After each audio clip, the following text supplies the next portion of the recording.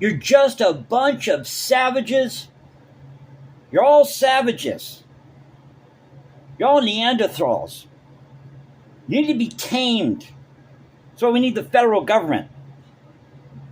So this, according to Donovan Fifield, or is it Fifield, over at The Conversation. Title of the article here I want to share with you.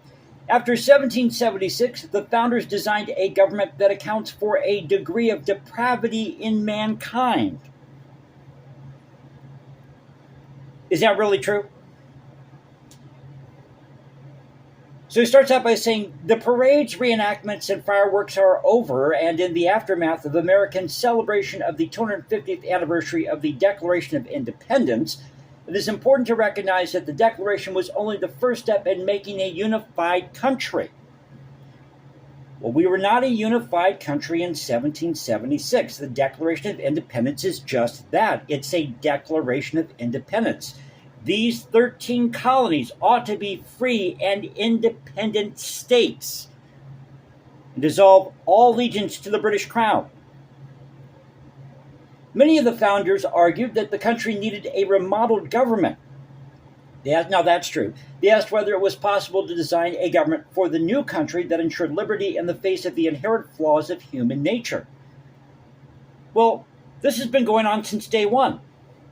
This happened in ancient Rome, it happened in ancient Greece, discovering this thing called democracy, having something called a Roman Senate, having representation of some kind.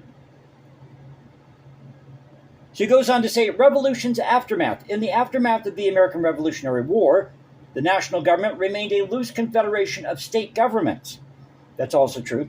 While effective in winning the war, the new government faced social and political fissures in the post-war period. The war left the new republic. It wasn't a republic then. It was still a series of colonies that were in the process of becoming states. They were trying to form some type of government with extensive debts shared unevenly between the states. Common farmers, including many Revolutionary War veterans, rebelled in opposition to post-war taxation policies. Rather than a cohesive national unit, Americans faced a loose, tense, and combative set of state and local interests. So he just contradicted himself. Because he was saying here that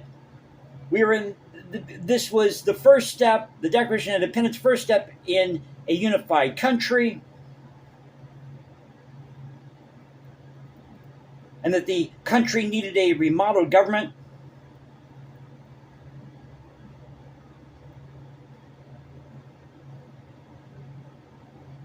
So you have Revolutionary War veterans who rebelled in opposition to post-war taxation policies, as I said. Rather than a cohesive national unit, Americans faced a loose, tense, and combative set of state and local interests.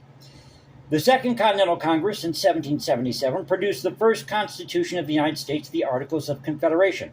Our first Constitution. He's right about that. However, differing interests between state governments, including the management of Western territory and public finance, slowed ratification. Only in 1781, as the Revolutionary War was entering its final stage, did all the states finally agree to ratify the Articles.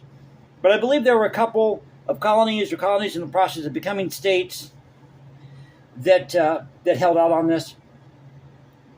Both the terms of ratification and the text of the Articles of Confederation reflected a suspicion between the state governments, each of which wanted to protect their own local interests rather than cede authority to the national government. Again, we were not a national government. We weren't a nation yet. They're trying to find out what type of government they were going to have. And yes, you had these individual governments, state governments, sorry about that, doing this in one take, that wanted to protect their own local interest. But we're still doing that today. That's why we have this balance between the federal government and the state governments, the states.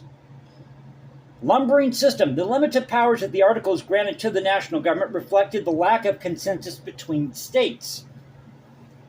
The government designed in the Articles lacked any strong executive authority and did not have a national judiciary.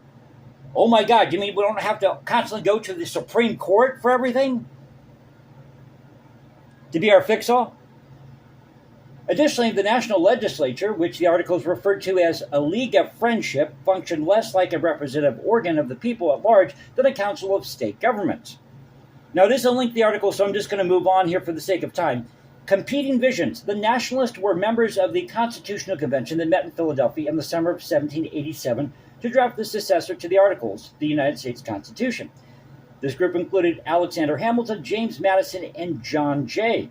These three men sought to convey that the proper role of government is to protect people from themselves.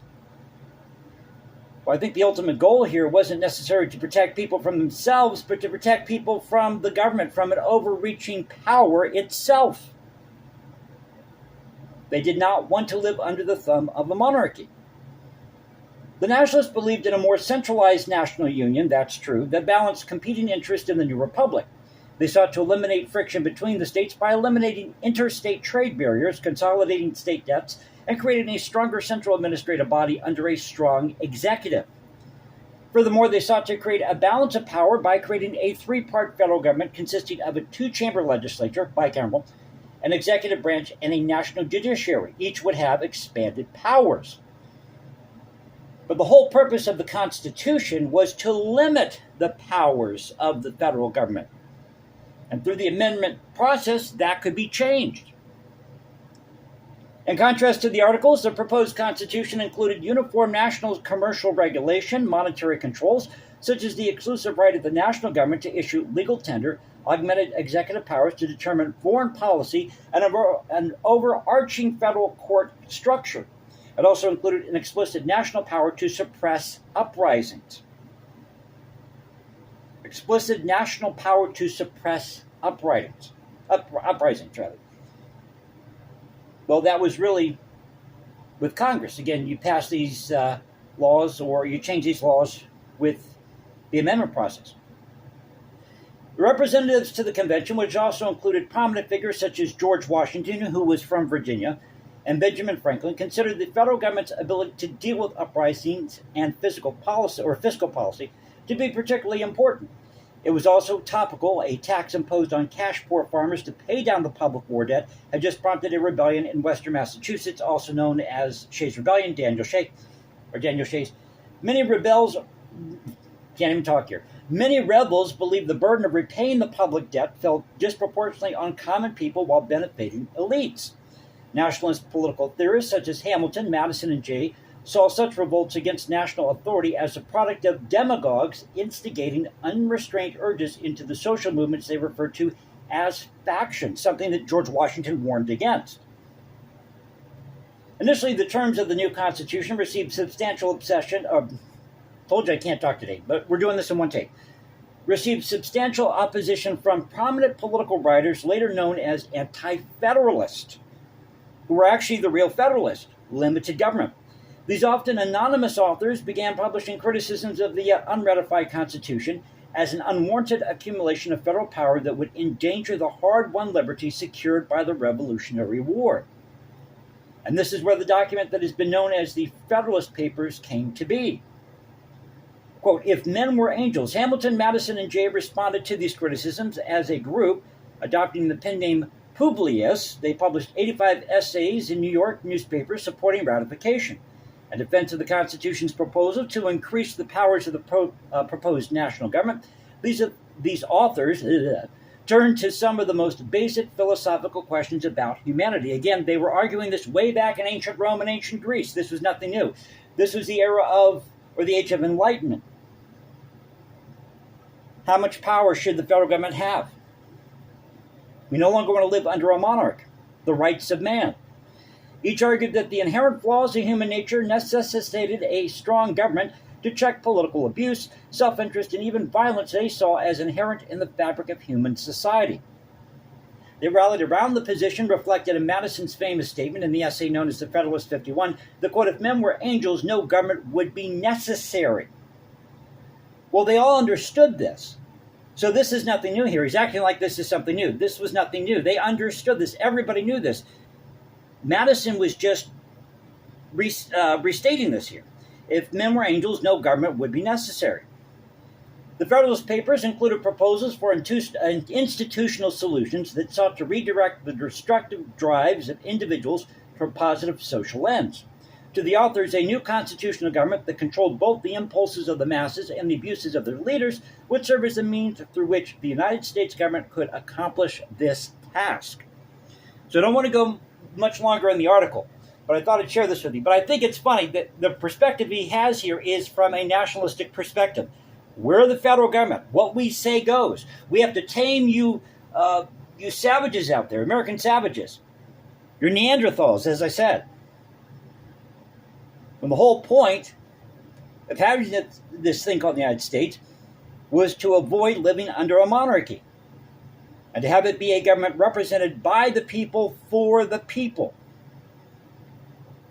And we weren't founded as a nation, we were founded as actually a confederation of states, which later became a federal republic, kind of a hybrid of both. But to write an article like this, I mean, it just blows my mind that people are putting articles out there like this, and they don't even get, why the United States was formed in the first place. Wasn't a government for a degree of to curb a degree of depravity of mankind. It was because they didn't want to live under a monarch, a government for the people by the people, as I said. So hope you enjoyed the video. If you did, you know what to do. Follow me at Instagram, Jason197711. You can go to X, Culture Confederacy at Culture Confed1 on X, and now find me at Substack. So this is the Culture Confederacy saying peace out, keep up the culture, God bless, and I'll catch you next time.